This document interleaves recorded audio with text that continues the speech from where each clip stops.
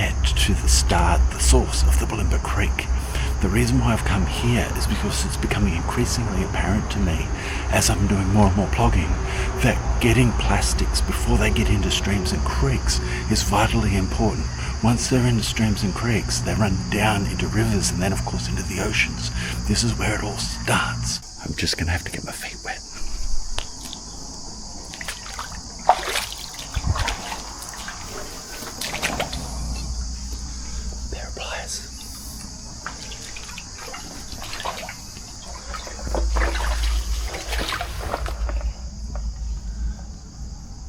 No light at the end of that tunnel. I'll see if I can get around to the opposite side of this street.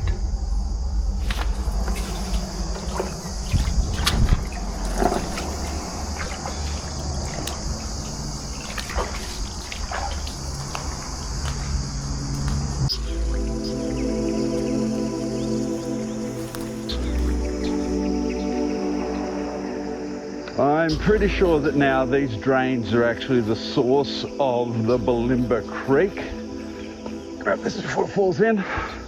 And it's right outside, I'd say, the Ian Linus Memorial Park. So I think this is probably a great place for me to do a little plog this morning.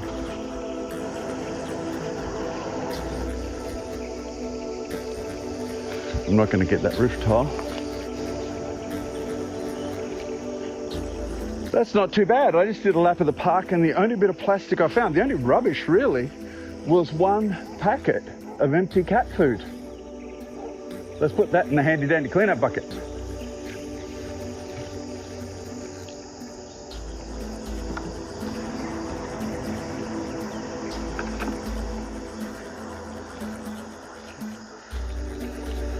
I'm sure I'll find more back here.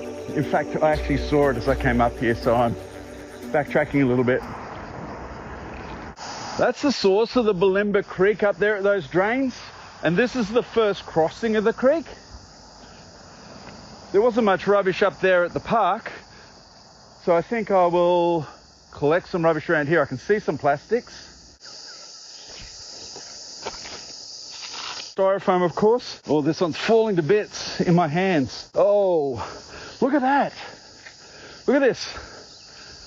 You can see how that's breaking down. See that?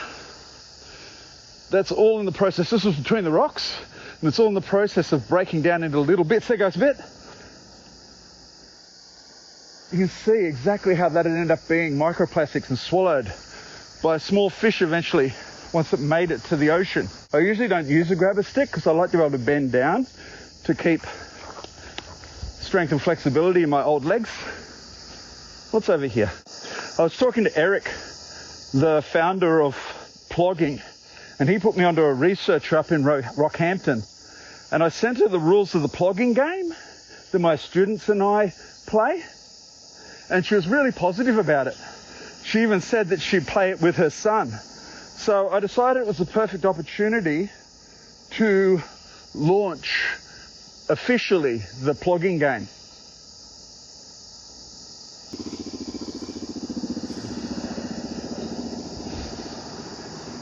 I'm a school teacher and a plogger. I've just introduced my students to plogging and they love it. Every single time. That's a bag with dog poo in it. Such a strange thing to put your dog poo in a plastic bag and then throw it into the bush, thinking that that's actually something that is better than just leaving the dog poo.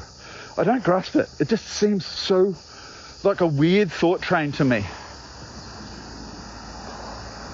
Let me know in the comments if you think that, if in your country that would be considered a strange thing. I'm going to head down here and use my other camera to film the graffiti that's underneath here.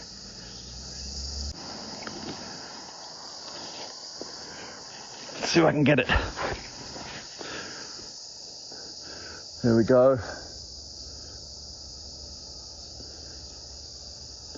Now if we have a look at these grasses here, those grasses are fantastic for actually catching the plastics. You can see it caught in the tree there, but these grasses catch it as well.